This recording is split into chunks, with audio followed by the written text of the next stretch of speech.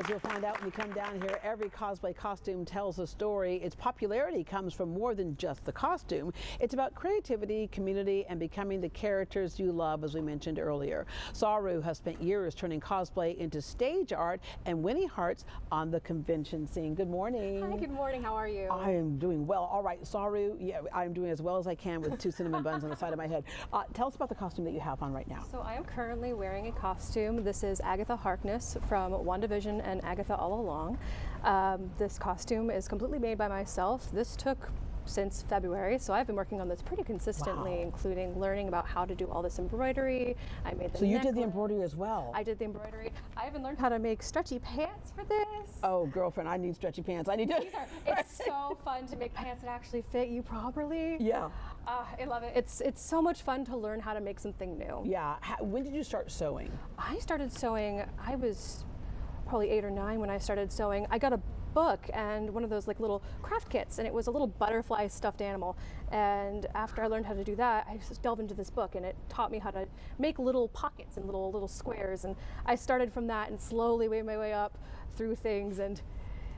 And here you are. Yeah, here you are. It took quite a few years of artistic learning. Anyway. Like you started playing the trumpet around that time as well. Yes, I've been playing the trumpet. I also play the trumpet professionally, a little bit off to the side, as well as singing. Yeah. Okay. Now tell me why you chose the trumpet, because I played the flute and piccolo, and every time you look at a band, it'd always be all the girls played the flute or the clarinet or whatever, and then the boys played the drums and the trumpets and the brass. Well, it's such a funny story. When I came home from school, I told my mom, "I'll play the flute," and she's like, "No, you don't. You don't want to play the flute? That's really sissy." I'm like, "All right. What's the most macho instrument I can think of? Yeah. I'll play the trumpet." Yeah, yeah. And I just fell in love with the trumpet. I've been playing for many years. I, in high school, went to Texas All-State, was just a huge part of me learning and growing as a musician. Yeah, yeah, and that's cool that you can still play that, right? Yes. The trumpet, and you have different gigs around town. All right, so it's one thing to sew clothes like that you would wear every day. It's another thing to go into the cosplay world. What was your first introduction into that? My first introduction to cosplay, I remember seeing cosplay on the internet years and years and years ago. However, my first cosplay actually happened to be here. I dressed up as a character named Jiro, or Earphone Jack, from a show called My Hero Academia, and she's a rock star. And I was thinking, wow, I love being a rock star. What if I go on stage and do that too? And I found out that Comicpalooza actually does something called skits. And these skits allow you to go on stage and perform, which is so cool. I got to go on stage and actually perform as the character. Wow, and what's that feeling like? I think sometimes we underestimate, this is actually another opportunity to go on as another character. People, expect them to do it in theater and on the stage, but this gives people another outlet to do that. Absolutely. I went from, singing, and I was thinking, okay, let me do something more with my time. Let me try to do stuff as characters as well. And it just kind of has built over time. I just love it. Yeah, you mentioned that you've been working on this one since February, doing all the hand embroidery and everything. What's the most complicated costume you've ever done? The most complicated costume I've ever done is a character named Lucina from Fire Emblem Awakening. This costume took me over 400 hours of work to make. I had to learn how to do many skills, including how to do 3D printing. I made a giant sword. I needed to learn how to make all these things with leather, all this patterning work to adjust it to fit my body size. I even learned how to bead to make a beaded emblem for the character.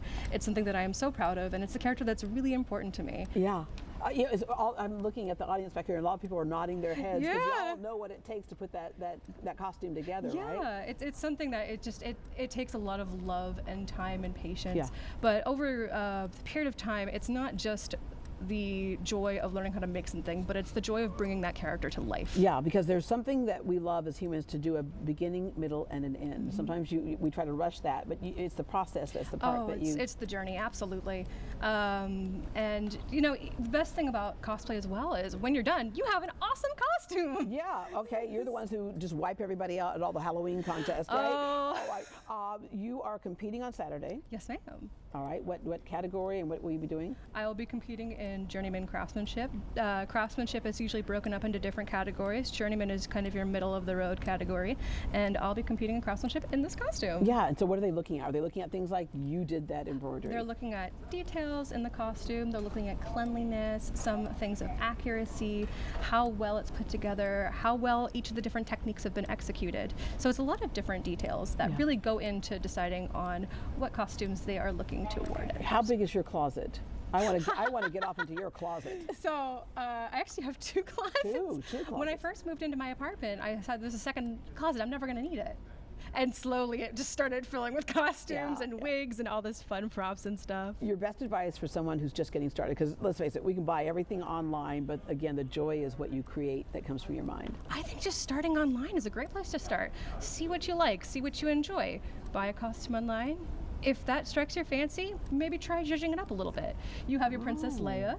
What if you maybe decide you want to make a really cool lightsaber to go with it? Yeah, Princess Debra.